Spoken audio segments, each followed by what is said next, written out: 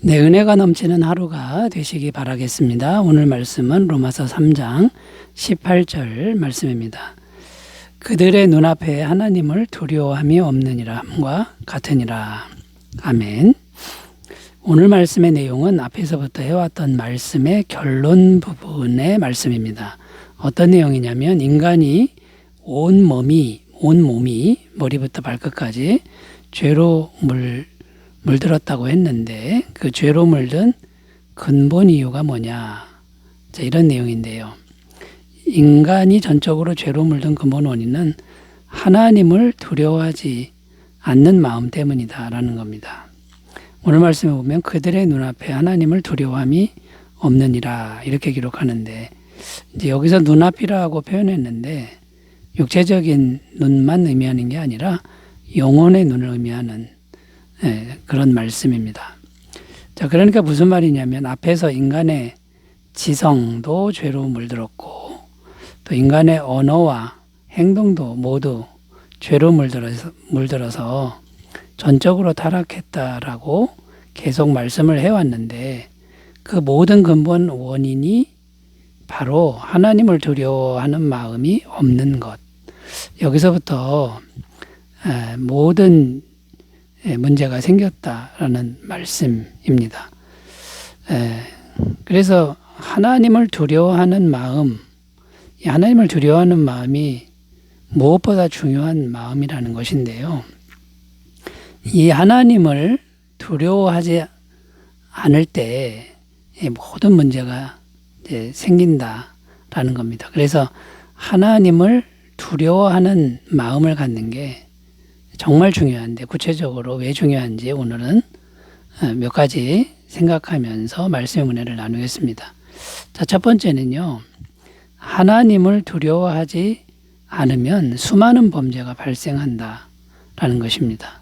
18절 말씀 다시 읽어보면 그들의 눈앞에 하나님을 두려워함이 없느니라.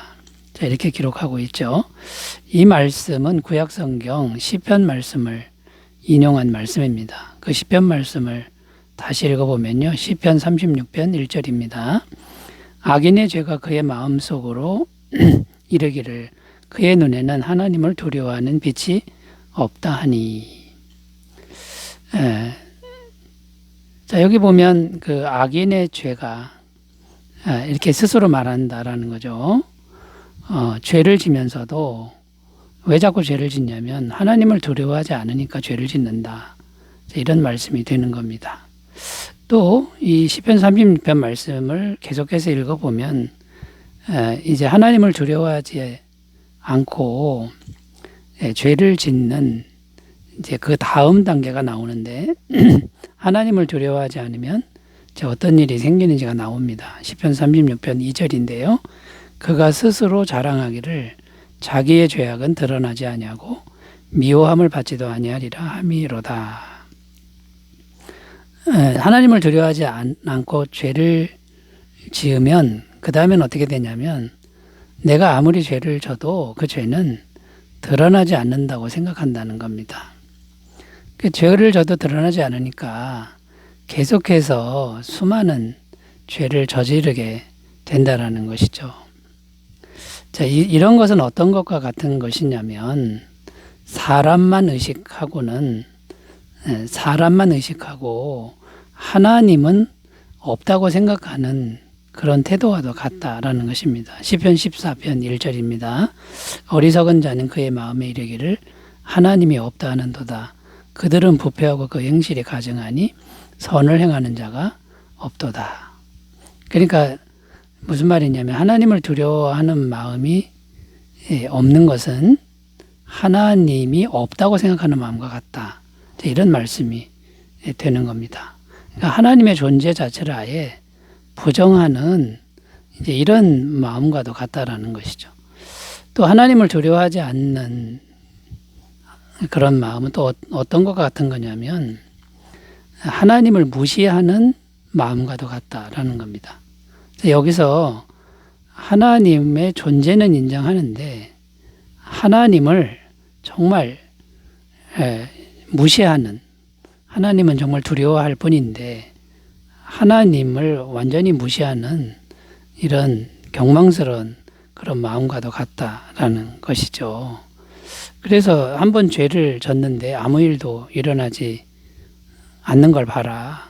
죄를 져도 하나님은 아무 일도 못한다. 이러면서 아예 하나님을 무시하는 이제 그런 마음까지 가게 된다라는 것이죠. 또 하나님을 두려워하지 않는 마음은 어떤 거냐면 이건 현실과 타협하는 마음과도 같다라는 겁니다. 현실과 타협하는 마음이 뭐냐면 우리가 살아가는 현실은 어쩔 수가 없다. 현실과 신앙은 별개의 문제다. 현실과 신앙이 같이 가려고 그러면 우리 현실 삶은 살 수가 없다. 이렇게 생각하는 태도라는 것이죠. 자, 그러다 보니 어떤 일들이 발생하냐면 사회적으로 각종 범죄가 발생하는데 이게 멈추지 않는다라는 거고요.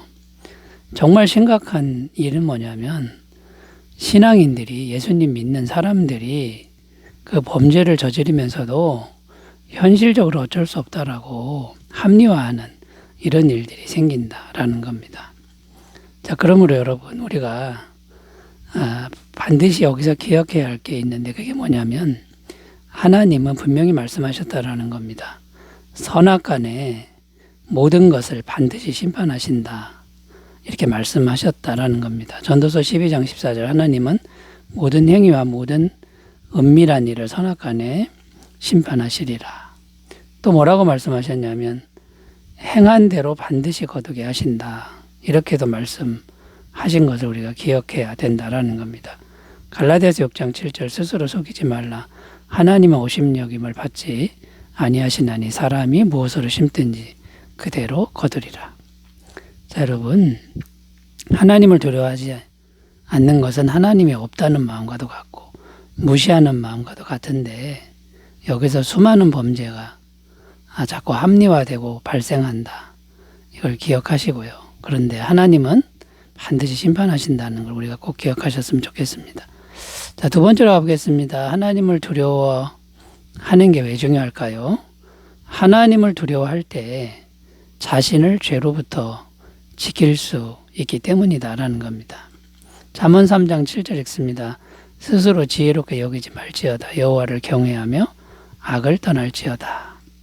자, 여기 보면 악을 떠나게 만드는 그런 내용이 나옵니다. 어떻게 하면 악을 떠나게 되느냐? 하나님을 경외하면 악을 떠나게 된다. 이렇게 말씀하고 있는 겁니다. 자, 하나님이 두려우면 이 악을 행하려고 하다가도 멈추게 된다라는 것이죠. 창세기 39장 9절입니다. 이 집에는 나보다 큰 이가 없으며 주인이 아무것도 내게 금하지 아니하였어도 금한 것은 당신뿐이니 당신은 그의 아내임이라. 그런즉 내가 어찌 큰 악을 행하여 하나님께 죄를 지으리까. 이게 누가 한 말이냐면 요셉이 한 말인데 자기 주인의 아내가 동침하자고 유혹을 했을 때 어떻게 내가 악을 행하여 하나님께 죄를 짓겠습니까? 요셉은 하나님을 두려워하는 사람이었기 때문에 이 죄로부터 악으로부터 자기를 지킬 수 있었다라는 것입니다. 자, 그러므로 하나님을 경외하는 마음을 우리 구원받은 성도는 꼭 가져야 되는데 어떻게 해야 되는 겁니까? 성령님의 임재를 항상 구해야 한다라는 겁니다. 이 성령님이 임하시지 않으면 하나님을 경외하는 마음은 불가능하다라는 것이죠. 죄로 물든 인간의 마음으로는 하나님을 경외하는 마음은 절대로 될 수가 없다라는 겁니다. 이사야 11장 2절 3절 그의 위에 여호와의 영 곧 지혜와 총명의 영이요 모략과 재능의 영이요 지식과 여호와를 경외하는 영이 강림하시리니 그가 여호와를 경외함으로 즐거움을 삼을 것이며 그의 눈에 보이는 대로 심판하지 아니하며 그의 귀에 들리는 대로 판단하지 아니하며. 여기 보면 이 성령님이 여호와를 경외하는 영이다 이렇게 말씀하고 있습니다. 성령님의 임재를 우리가 항상 구하면서 하나님을 진심으로 경외하는 그런 마음을 잘 가꾸시기를 바라겠습니다. 자, 세 번째로 가보겠습니다. 하나님을 두려워하는 마음이 왜 중요할까요? 이게 세 번째가 가장 중요한 부분인데, 하나님을 두려워하는 마음이, 두려워하는 것이 사람의 본분이다 라는 겁니다. 자, 사람의 본분이다, 이거는 창조 목적이다 라는 것입니다. 전도서 12장 13절입니다. 일의 결국을 다 들었으니 하나님을 경외하고 그의 명령들을 지킬지어다. 이것이 모든 사람의 본분이니라. 자, 하나님을 경외하는 게 모든 사람의 본분이다. 곧 하나님이 인간을 창조하신 근본 목적이다. 이런 의미도 되고요. 인간의 가장 기본적이고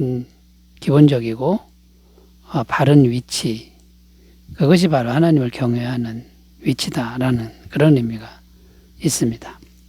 자, 그래서 이 하나님과 사이에서 바른 위치인데, 이 위치를 여러 가지로 설명할 수 있는데, 첫 번째는 창조의 위치, 생존의 위치라는 겁니다. 자, 하나님을 두려워하는 것이 창조의 위치요, 생존의 위치다. 이거는 하나님을 떠나서는 인간은 생존이 불가능하다라는 겁니다. 그러니까 하나님을 떠나는 걸 두려워해야 된다. 하나님을 경외해야만 인간은 생존이 가능하다. 이제 이런 의미가 됩니다. 두 번째 또 어떤 위치냐면 능력의 위치, 의지의 위치라고 할 수 있습니다. 이게 무슨 말이냐면 하나님을 떠나서는 아무 능력도 없는 것이 인간이라는 것이죠. 이사야 2장 22절 너희는 인생을 의지하지 말라. 그의 호흡은 코에 있나니 새말 가치가 어디 있느냐. 인간은 전적으로 무능한 존재라는 말씀입니다. 그러니까 바른 능력은 하나님을 경외할 때 하나님의 능력을 받는 그런 위치가 되는 거고, 하나님을 전적으로 의지해야 되는 그런 위치가 바로 인간의 위치라는 거죠. 또 마지막으로 인간의 바른 위치는 뭐냐면 의의 위치, 구원의 위치라는 겁니다. 무슨 말이냐면 하나님의 도우심이 없이는 우리가 구원받을 수 없다, 멸망당한다 라는 말씀입니다. 요한복음 3장 16절 하나님이 세상을 이처럼 사랑하사 독생자를 주셨으니 이는 그를 믿는 자마다 멸망하지 않고 영생을 얻게 하려 하심이라. 자, 여러분, 하나님을 떠나서는 구원이 없습니다.